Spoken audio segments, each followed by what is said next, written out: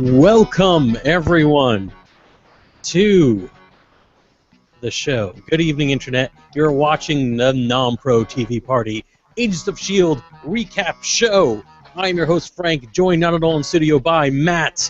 Say Hello. hi, Matt. And maybe James eventually. We're not really sure. On the Non-Pros TV Party, we do a live Google Plus Hangout series where we geek out about our favorite television shows and invite you all to join along. We're not just recapping TV, we're dwelling on it. This week we have 2 episodes of S.H.I.E.L.D. we have to go through. For some reason we missed last week. Do you remember why that might be the case, Matt? I feel like maybe there was something going on. There was something going on. I think we could blame one of the 3 people on this show about it, and it's one of the people that isn't here right now. Oh, perfect. Yeah, so it's a blame James, really.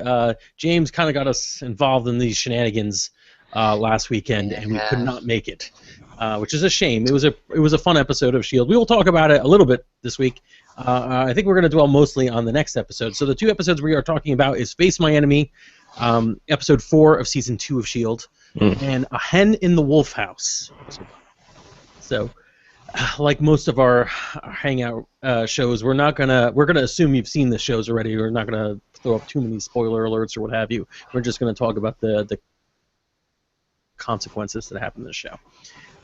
Matt, what are your overall feelings about either or of these shows, these episodes this week? I really liked both episodes. I think the show continues to keep on getting better and better, really. I thought episode 4 was really good, and then episode 5 came out, and I thought, oh man, it's even better than that. And so I'm continuing the hype train and continuing being excited for what's coming up.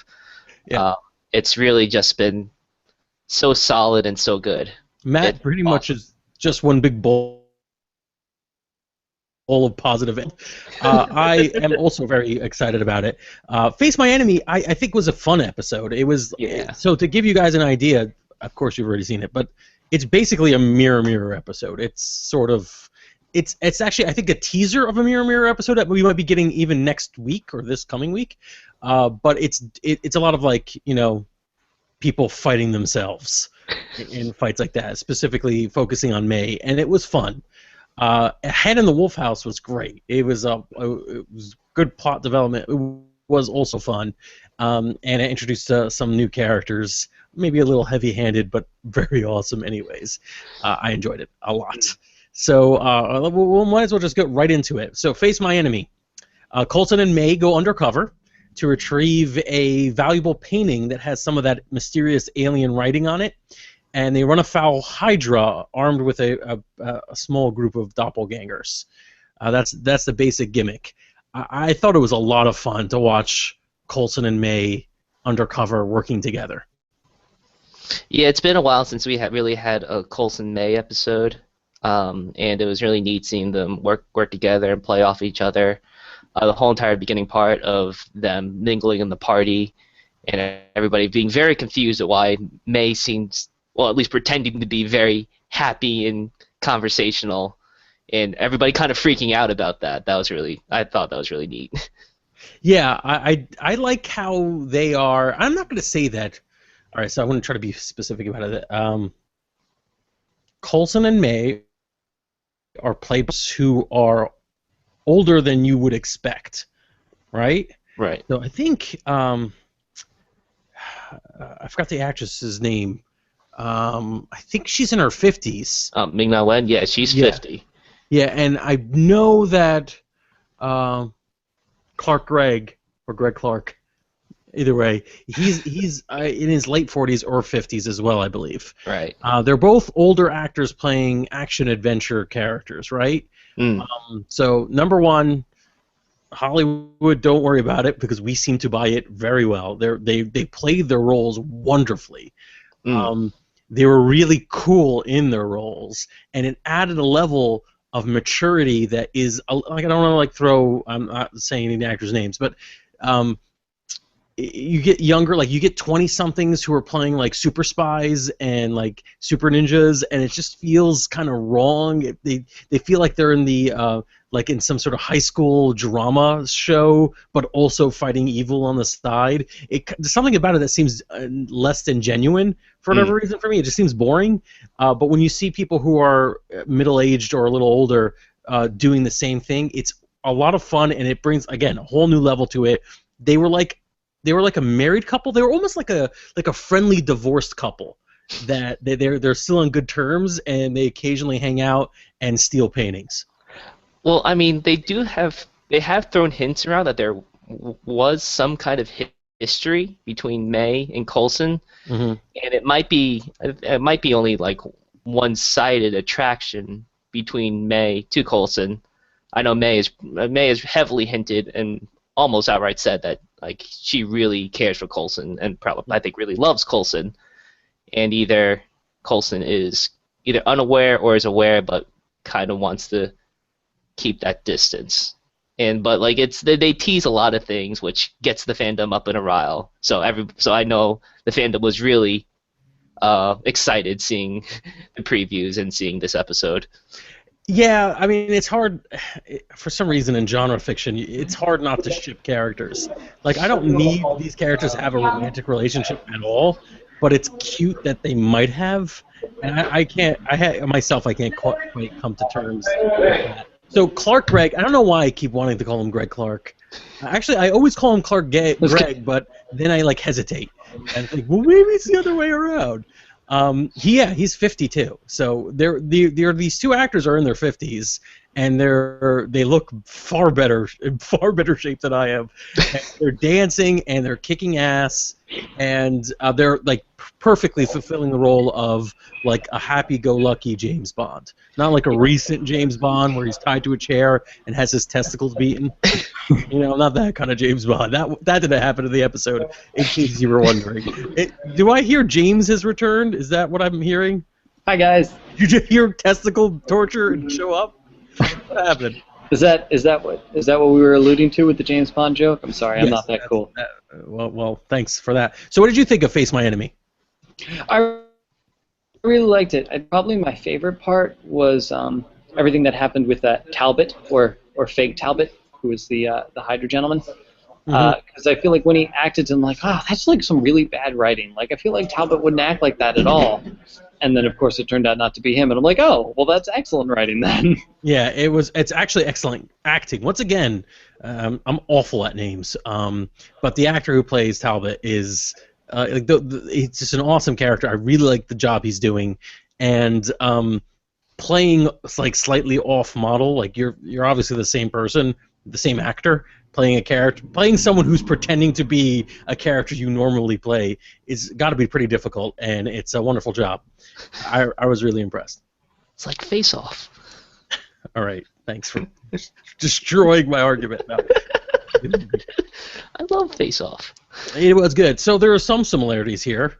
No, wait, we're not going to do any more Face Off examples. But yeah, another big thing that happened in this episode, obviously, was when they're going for the painting and it's revealed that Hydra has some sort of technology that allows them to mimic people's faces perfectly and apparently also voices. It boils down to a May versus May fight, which personally I've been writing fanfic about since season 1. Because you're weird? Yes, because I'm weird. Anything to contribute that isn't insulting me, James? No. Good. We're going to mute you for the rest of this show. And Matt, what do you think about the May versus May martial arts? You actually had some interesting realizations on. Like, I don't watch as much professional wrestling as you, but you actually called some of the actual kicks. Oh, it was a May's drop kick. I guess that was. Yes. I mean, we talked about earlier before about like how Ming-Na Wen and Clark Gregg are really in really good shape. But they're both trained in martial arts. I mean, Ming-Na Wen has been training martial arts her whole entire life, and I think a lot of her early roles, she's done a lot of action scenes. And Clark Gregg is a brown belt in Brazilian Jiu-Jitsu, so I really liked Coulson's judo throw, and May's drop kick, and her kind of like the finishing move, like the head slam into the table, was deliciously brutal, and that was probably as good as anything you would see in like WWE or anything like that. It was a very well choreographed fight. So, yeah, I was watching carefully just to try to see when I could tell when the double was May, like which May was May, and in which cases they were both like stunt people. I could not really tell. There was a couple of times I felt like I picked up on like maybe not perfect CGI, like slightly, like when someone's face seemed like it wasn't quite moving with the rest of the body, but I could have hallucinated those just as equally. I had no idea. Yeah, it was really well. I was gonna say it was really well cut together and shot, so that it really did look like the two of them were fighting. They did a really good job at that. All right. So, anything else that we want to bring up about this episode? I mean, it was cool that we actually got a little bit more from Hunter this episode. Yeah, from S.H.I.E.L.D. Yeah. We like while May and Coulson were doing their thing, the rest of the group were kind of talking, get more like social, being social with each other, and think a lot of really focus on Fitz kind of feeling disconnected. But it was. There was a lot of bonding going on with the team. So, I mean, the team is now 50% mercenaries, effectively, I guess. Mercenaries that people like vouched for. But they're bonding, and there's some interesting. They're mostly bonding over exes, I think, if I recall this episode correctly. And Fitz is sort of on the sidelines with imaginary Simmons, kind of feeling left out, and it's sad, but it's really making the character seem much more interesting. When one of the mercenaries betrays the team, when that happens, I'm going to be very upset. No, I don't want very upset if it turns out to be that to happen. Yeah, any of them. But yeah, and also of course Fitz is seeing his decline, and his attempt to rebuild himself is sad and sweet, and I love what they're doing with it. And of course, because we have 2 episodes to go over, we can move right into the next episode unless anybody else has something else about Face My Enemy. It did a lot of, at the time I didn't realize it, but it did a lot of setting up to something that would be immediately paid off, which it pays off in the very next episode, A Hen in the Wolf House. In this episode, Hydra becomes aware of a double agent in their midst, and the team must trust in their worst enemies to save Simmons before it's too late. This was a really good episode. Yes. All right, who wants to start us off?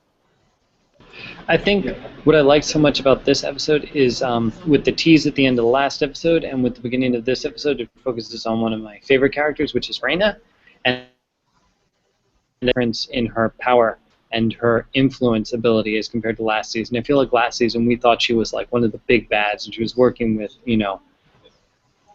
Garrett, and it was just like she was on the top of her game, and here she's just kind of like a pawn in between like the different players in the episode, and it's really cool. I just think it's a really like neat switch in dynamic. Yeah, I think Raina is maybe even a little bit of a Fonzie character, where I don't know if she came on with like the intention of her carrying so much and being so interesting, but kind of like really took off.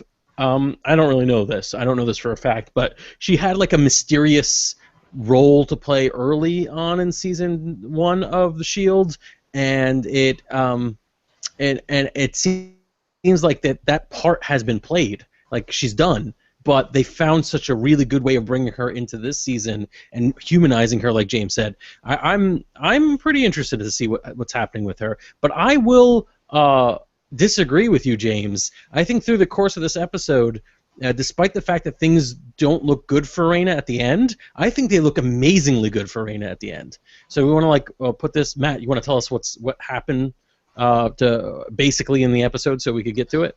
So the stinger at the end of episode 4 is that Raina gets captured by Hydra and is strong-armed into trying to get into Obelisk from her mysterious benefactor. And so in this episode, Raina tries to, initially is about to go back to Hydra to kind of beg for mercy because she can't get the obelisk back from Sky's Kyle father. MacLachlan, who I think we only know him as the Doctor. Is the Doctor, yeah, or something like that. That's insane. I hope he ends up being the Doctor. and some crazy BBC crossover miracle event. You're like, oh yeah, the Doctor got real. Kyle MacLachlan as the Doctor. I'm already putting my internet vote in on that. Yeah, so he basically just refuses to help her out. Yeah. His character is amazing. We'll get to that in a minute. It's just really interesting. Yeah. And so on her way to Hydra, she runs across Simmons undercover at the Hydra lab. So she decides to change her plan around and try to strong-arm Coulson into helping her as some sort of protection in exchange for saving Simmons' life. Right. I want to take a break right now. So this is basically the story, right? Do we actually? Well, I guess we could wrap this up. We could and then there's that standoff at the end where it's Coulson and Raina in a restaurant, in a fancy restaurant, bartering for Simmons' life, and Coulson basically calls her bluff, which actually wasn't a bluff. He just, he says that no, he's not going to help her out. He's not going to. Even for Simmons' life, he's not going to protect Raina. Raina has to give herself up. He's not going to help her do what she wants to do. Right? Which is pretty cool. So there's three things I want to talk about here. One is Kyle MacLachlan's character. Then it's whether or not Raina is actually being crushed by the end of the episode. And the third thing is why people don't like S.H.I.E.L.D. And what's the difference between people who don't like S.H.I.E.L.D. and people who do like S.H.I.E.L.D. Which should we talk about first? Let's talk about Kyle MacLachlan, because, okay. This guy's really cool. Yeah.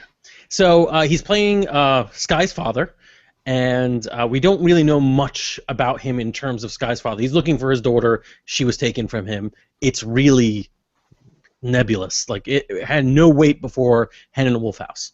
Then, in this episode, we discover the lengths he's gone to get his daughter and how inhuman, that may actually be a hint, but how inhuman he is.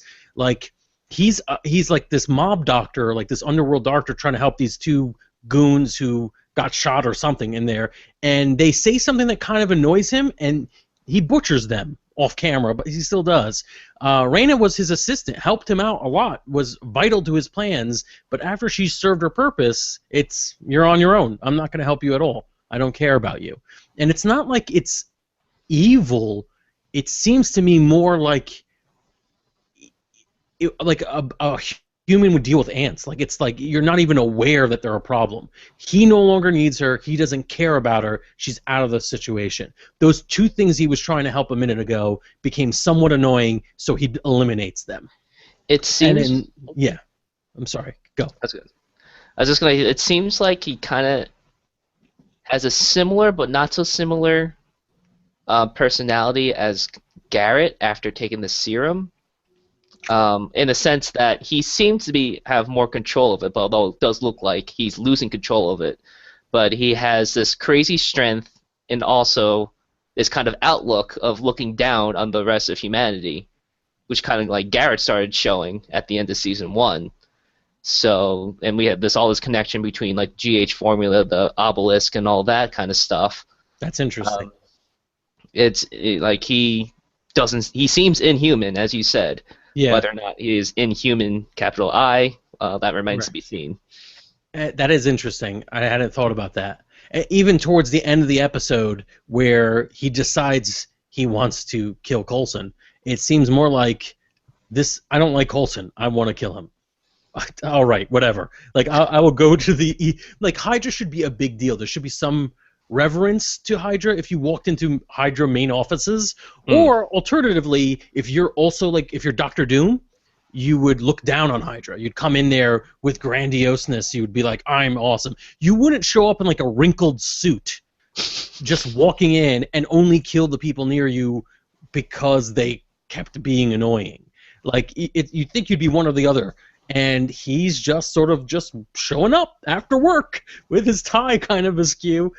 And to the other aspect of his personality, one we finally get, is how he thinks of it. Because the two times he actually does show a lot of emotion, it's when he finishes Sky's sentence for her, when she's saying that only a monster would do this, or it ends, and he says monster, like he I almost like strangely, really strangely, felt like like he did all this work to bring this girl back to him, and because of something that screwed up, some stupid minor thing, these stupid bodies on the floor, now she's going to forever associate her father with a monster, which is the last thing he wanted. And it's totally what he is, but the fact that that bothers him is chilling. It was really good. I'm pausing in case anybody wants to say something. No, I think it's interesting because he clearly self-identifies as a monster, maybe more than the people around him do. You know, like, I mean, Raina kind of hints at it, but you know, this guy doesn't know him. You know, she doesn't even know what went down there. So the reality is there could be a completely reasonable explanation. I know I'm stretching a little bit, but he clearly self-identifies as a monster. That's what I think is so interesting. I think it might even be that we find out he doesn't think of himself as a monster, and he's like, oh, come on, it's just two bodies. Now I'm a monster suddenly just because I ripped two people apart with my bare hands. I don't know, but it's gonna be interesting. So I love that aspect of it.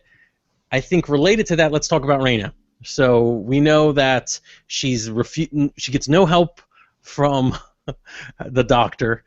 So weird. She's hunted by Hydra. Effectively, they want her or else. Her only chance was to strong arm Coulson and S.H.I.E.L.D. to help her, and she fails miserably because it turns out Coulson has his ace in the hole, which we'll talk about at the very end of this thing. I think Raina got the best that she could possibly get. I think no matter what, I hate to say that they're using this trope, but it's good if it works well. I think being captured is the smartest thing she could have done. But she wasn't captured.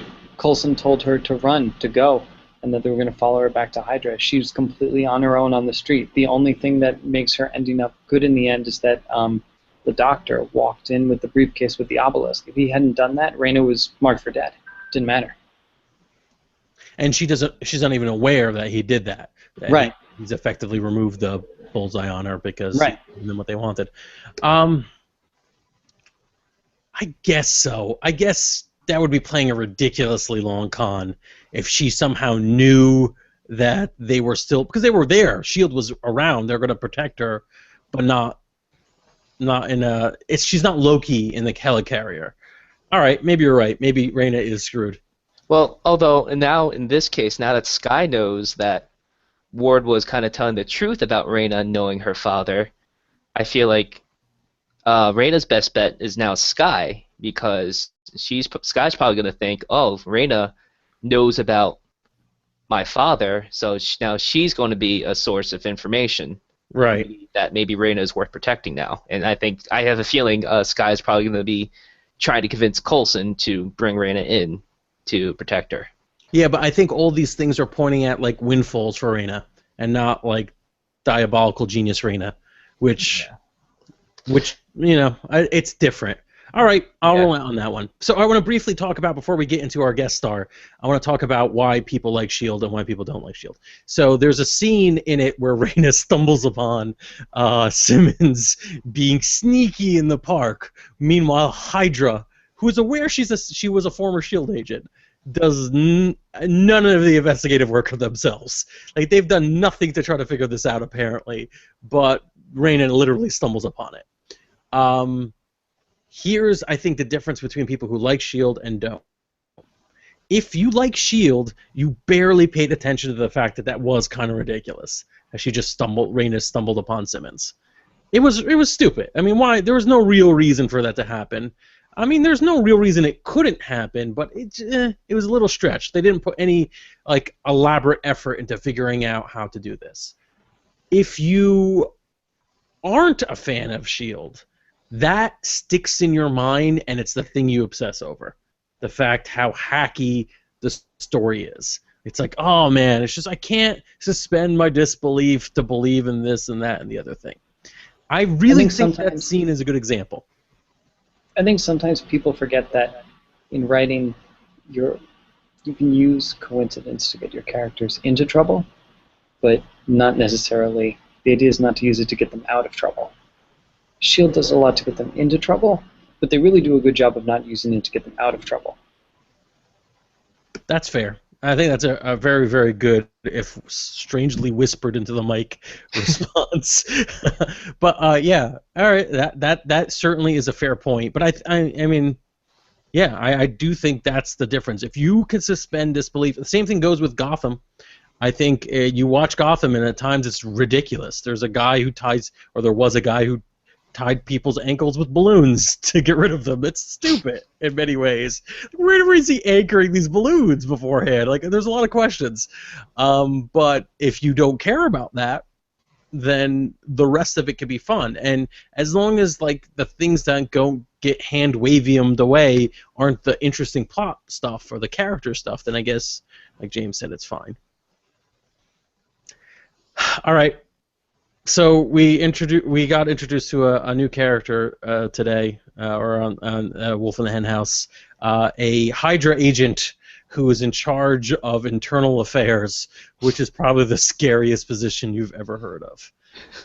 I will admit that I had no clue, because I tend to stay far away from like reveals beforehand. I didn't know when Mockingbird was going to be introduced to the series. I wasn't even sure who that was when she first showed up. It wasn't until the name kept being mentioned over and over again at the very end. I'm like, oh, that's who that is. Oh. Bobby does turn out to be a double agent, which is close to an origin, one of the many origins or her early appearances in comics. She is a Hydra agent who is actually a secret S.H.I.E.L.D. agent. She breaks Simmons out. There's some awesome martial arts in this episode. Anybody want to talk about any of this? Yeah, I thought that was a really cool. I think it was a really cool introduction for the character, and a lot of people that were, from what I've read, a lot of people that are fans and that have been really following the show, like they knew she was coming this episode, but I think they still did a really neat job of kind of like making it not really clear on whose side she was on, except until they gave a really nice subtle hint when Bobby confronts Simmons in the bathroom, like under her guise as the internal affairs chief. Mm-hmm. She gives this what seems to be like some kind of threatening warning, is like S.H.I.E.L.D. is everywhere. But at like the very last line, she calls Simmons Agent Simmons before walking away. There's this really subtle one-off line where it, like I watched it a second time because I wasn't sure if I heard it right. It was like, oh, that was a kind of a neat, subtle way to like do tease the reveal. I found out afterwards when I looked at people talking about it beforehand, if that conjugates, that people kind of knew that Mockingbird was going to be in this episode. They knew that she was going to have a role in Hydra, and that in itself was misinformation to confuse people. Like, was she going to be evil when she first appeared? And I think that's probably how you should do it. Like, don't say you don't have Khan. And that's going to be like the example of our generation. Don't say like, oh, Khan won't be in our movie at all, and then be like, oh, it's totally Khan. But you could do something stupid like, oh, will Khan be a good guy? And then be like, nah, he wasn't. I think that's probably a better way of doing it. Also, just for fan service, full disclosure, wasn't a huge fan of Mockingbird to begin with, but the way she showed up with her like iconic weapons and everything, kicking ass, that's the way you do it. Her outfit was very close to her outfit in the comics. I like it. Very genuine. Probably my favorite part of her introduction was the best reveal of her character at the end, where you find out that she was the devil ex-wife of Hunter, and them meeting up again was absolutely fantastic. That was the best, because I mean, her bit, like, she's Hawkeye's ex, right? Amongst in the comics, yeah. So it's cool that they kind of bring up. I mean, she could also be Hawkeye's ex, but it's cool that they kind of bring up her role as an ex-wife, kind of, in this story, with a like really miserable mercenary, because Hawkeye too. Like, this guy Hunter could pass as a Hawk guy, sort of. Oh, it was very fun. I was very impressed with this episode all the way around. Kyle MacLachlan hit it out of the park, in my opinion, too. It's the best. I guess, and I just one little small thing. Like we finally. Yep, we're getting there. To say one last thing, we finally get the Simmons and Fitz reunion. They're going to be back together, so it will definitely be interesting to see how their actual interaction with each other will play out. As much as I want there to be like to give the proper drama and proper time it's due, I would like to see just a buddy cop movie of them just going out and kicking ass in 70s New York for some reason. Time travel. All right, I'm glad we got to do this again, guys. We should do it again every week, James. That's right. Exactly. That's what I thought. All right, tune in and subscribe to us, whether you like it or not, on youtube.com/nonproductive. Bye, everybody. Enjoy The Walking Dead, which probably just started. See ya.